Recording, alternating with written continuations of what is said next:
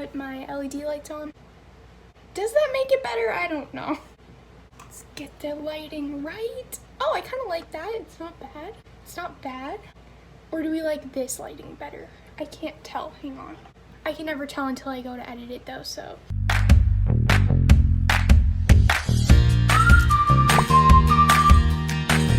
So yeah, I thought I would do a little get ready with me makeup chit chat kind of video. I have been loving watching these types of videos lately, and I also just like making them. Like, I make them a lot on my TikTok, so I thought I would do one for my YouTube, but it's a lot easier for YouTube because I can actually chit chat with you guys because it doesn't have to be like a 3-minute video. I have a lot of things to talk to you guys about actually. I don't know if you could tell by the last clip, but you guys are literally inside of my bookshelf right now. That is where I do my makeup. I usually lean on the bookshelf like this to do my makeup. After I got surgery, like I said, I can't bring my hand up to my face, so I can't put my hair behind my ears with my hand anymore. Yet.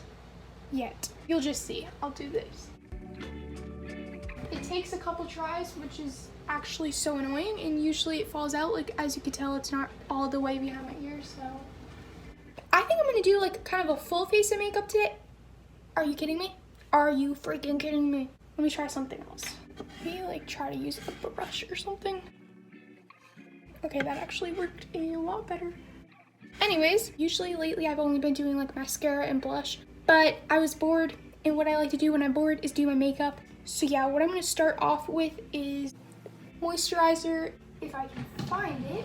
Also, oh my god, dude, I dropped everything out of my hand now. I don't know what the heck it is, but I legit can't hold anything in my hand, and it's so annoying. I'm also going to go in with some primer just because I think I'm going to do a little bit of foundation just because I'm bored. Also, I've been doing my makeup for a while now. I'm no guru, like I'm not an expert at this. I've watched many tutorials, so you think I should know this by now, but I actually don't know if you put the moisturizer on first or the primer. I think the moisturizer, why can't I open this? Oh right, because I just had surgery, my hand is still super weak. Sorry, I still get very frustrated. Anyways. Oh my gosh, that kind of like exploded a little bit. Okay, I'm going to put the moisturizer on my brush just so that it's easier to reach. Let's do that. Oh Lord, that was a lot. Okay. Oh my goodness. Hopefully you guys can see what I'm doing. I think you can. This is the hard thing about having my disability is like I can't do like all these good camera angles or else you can't see what I'm doing. So I get the most weirdest angles ever. Whoa. I'm just putting the moisturizer all over my face. Honestly, it's probably better to put moisturizer on this way because it's not like germy. Whatever that means. It was like a solid like 3 weeks after I got surgery and I still couldn't do my makeup, and I was getting very scared there for a few minutes because I was like, oh my god, like, am I ever gonna do my makeup ever again? Like, am I ever gonna be able to? Which was kind of a stupid thing to think, but it was a scary time. And now I'm going in with a little bit of primer. See?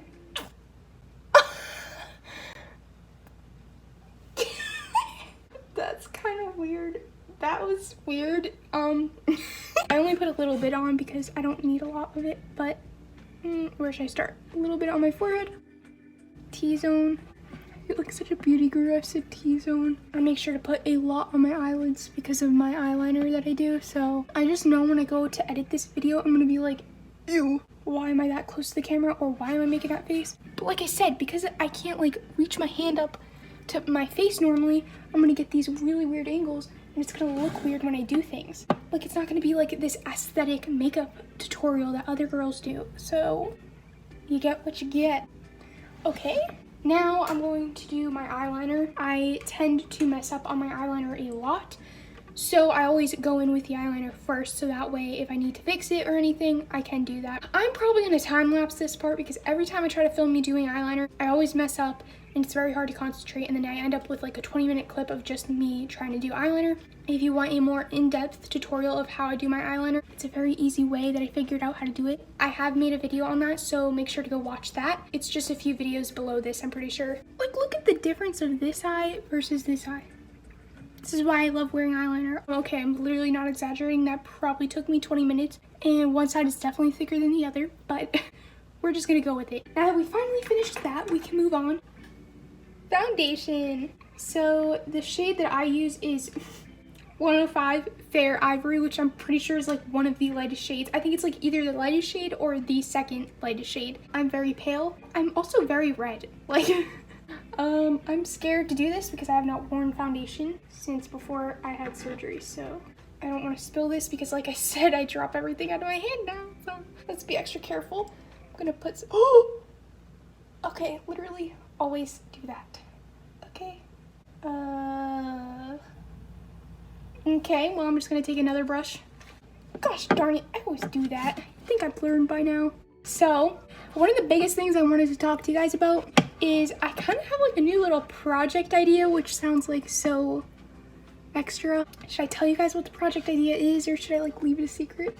I would leave it a secret if it was like this huge reveal and I actually knew what I was doing, but I don't know what I'm doing, so like I feel like I should say it so that if anybody has advice, then they could give me advice on it. But anyways, I'm someone who always has like these ideas.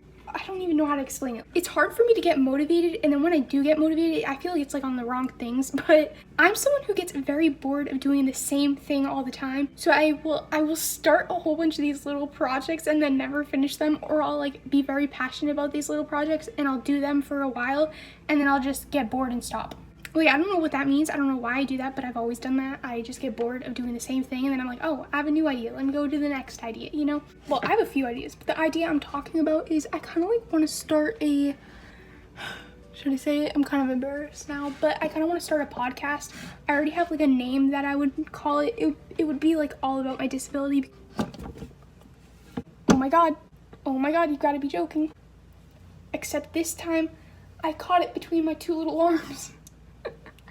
The idea that I have is to make a podcast like all about my disability, just disability in general, basically talking all about that, because as you guys know, like I have this YouTube channel and I talk about life with a disability and like all that. Well, actually, I feel like I don't even actually talk about like life with a disability. I just talk about like very basic things about having a disability. Like this video is kind of like showing you how I do my makeup with a disability. Like I do a whole bunch of videos on how I do things with a disability, but I don't ever actually like go into deep conversations about it. That's why I want to make a podcast, is because I could, you know, go more in depth about things and like actually like have like a real conversation, not just like these fun upbeat type of things, you know? Anyways, gosh, I look pale. Anyways, that brings me to the next thing. Time to do bronzer. Almost dropped it, but I caught it. The Hoola bronzer, you guys already know. I've literally had this bronzer probably for 5 years and it's still intact. It's not even hitting the pan. Like, I don't know how it's lasted me this long, but it has.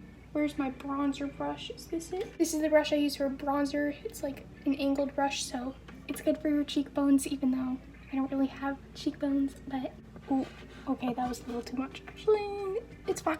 Just gotta blend it out. I'm someone who doesn't really know how to do like contour or bronzer. Like there was a little while there where I was doing my contour like every day, and then I went out to eat with my family once. My sister was like, Heidi, your face is orange, and I was like, oh. And then she took a picture to show me, and I was like, oh my God, I did not realize. Like, so I'm just sticking to bronzer now. Hard to reach my jawline now. I got asked a question a little while ago if I think my surgery was worth it, and I think my hand looks so much better. I'm just gonna be completely honest, it's way too early for me to tell. I don't want to sit here and be like, yeah, it was totally worth it. Like, I still can't really fully use my hand yet. Obviously, I've been making a lot of update videos, so you guys will be able to be the first ones to know. It's also just difficult because when you get surgery, you can't tell if it's going to be better or worse until after it's done. Like, basically every surgery I get, my motto is you win some, you lose some. So basically when I get surgery, I feel like there's some things that I gain and then there's some things that I lose. It just depends on what those things are. Is losing some of the things that I lose worth it for the gains that I gain? The gains, ew, I feel like a workout guy. Gains, no, okay. The doctors and nurses all told me that, like, trust me, like, it's gonna make everything easier. Story time. I didn't put this in my surgery vlog because I was just so loopy that I just like kept forgetting what I was saying or wasn't saying. I was finally able to form an actual sentence. I looked at my mom and I was like, did something bad happen? Like, was there a complication or something? Because one, I have never felt like that waking up from surgery. I was like, it was scary because I was on so much medication that like I could think things, but I couldn't say them out loud. The only thing I could say was ouch. That's the only word I could make out. Like that heavy medication, my eyeballs were like moving in all these weird directions, like uncontrollably. I couldn't control it. My jaw like kept moving. I was like it kept moving around uncontrollably. I could not control it. And my mom was like, and they were like, it's normal. Being on all that medication, it just makes you emotional for some reason. They said like sometimes like makes people like cry and like really over the top emotional and like kind of out of it. And it definitely did that to me. Hysterically crying when I woke up, like could not control it. I looked like a crazy person, I'm not even gonna lie. Like I was like embarrassed. But I kept apologizing to people. I was like, I'm so sorry. And they were like, for what? For what? Don't be. And I was like, I don't know either. And then one of the second things was I looked down at my hand, like hysterically crying about like, I was like, how am I gonna do anything? Like I don't even know how I'm gonna eat or feed myself or like go to the bathroom. Like I need this hand and I obviously can't use it. And they were like, don't even worry about that right now. Just try to sleep. Like it'll be better if you just try to sleep. Once you wake up, you'll feel so much better. Like, and I was like, sleep? Like I was actually afraid to sleep because I was like on so much medication. I was like, if I fall asleep, I feel like I'm never gonna wake up, which is so dramatic. But like, I was actually scared to fall back to sleep. But anyways, I was like, did I make a mistake by getting this surgery? And the nurses all looked at me. They're like, no, don't even worry about it. Like this is probably gonna be the best decision. You also have to take into consideration, I'm 21. Like it's a lot harder to adjust to new big changes like this when you're older. Like it's harder to adapt when you're older in a completely different position, and I have to relearn to use it, and it's just a lot harder when you're older. Of course, when I got surgeries when I was younger, it was a lot easier to adapt because I mean you kind of have to, and there's no other way, and like I don't know, you just have to. So I feel like age definitely plays a role, and even the nurse said that too. They're like, you know, like of course it's gonna be difficult at first because you know you're older, you went your whole life like doing things this way, and now you're gonna have to learn to do it another way. But once you do relearn to do it, and once you know you get past this part, it'll be easier. And I was like, okay, I'm gonna go back in with the bronzer, put some on my eyelids and nose. There's a little while there where I was like, oh man, I can't do anything, but like of course it's way too early, so I don't want to say I regret it or anything, or like, you know, because of course it feels that way right now because everything's still healing and I still can't fully use it, so of course it feels that way now. Well, what's done is done. You can't change it now. I don't think I'll regret it. I think it will be worth it. We'll check back with you guys on that one. But I've also said this with every other surgery I've gotten. It always feels that way for the first couple months because you're still healing and you still can't really do much. So you're like, oh, did I make a mistake? But then once you're all healed and you're able to use your hand again and you relearn to do those things, then you're like, oh yeah, all that suffering was worth it. So my advice is just get through the hard part. And once you're through the hard part, you're gonna look back and be like, oh, maybe it wasn't that bad. Or maybe it was actually that bad, but you know, maybe it was worth it. I'm going to just cover that little zit.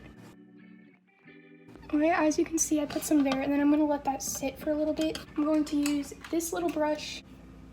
So I got the white on here, inner corners, just to brighten it up. Same thing with the other eye. And then with the same eyeshadow palette, I go in with the brightest, like sparkly shade to highlight the inner corners. Tip of my nose. I haven't done this in a while. I'm going to use the Control Freak eyebrow gel. So by the time I upload this video, my previous video that I uploaded before this will be the vlog of me doing all my follow-up appointments, so make sure to go watch that. I think it's pretty interesting.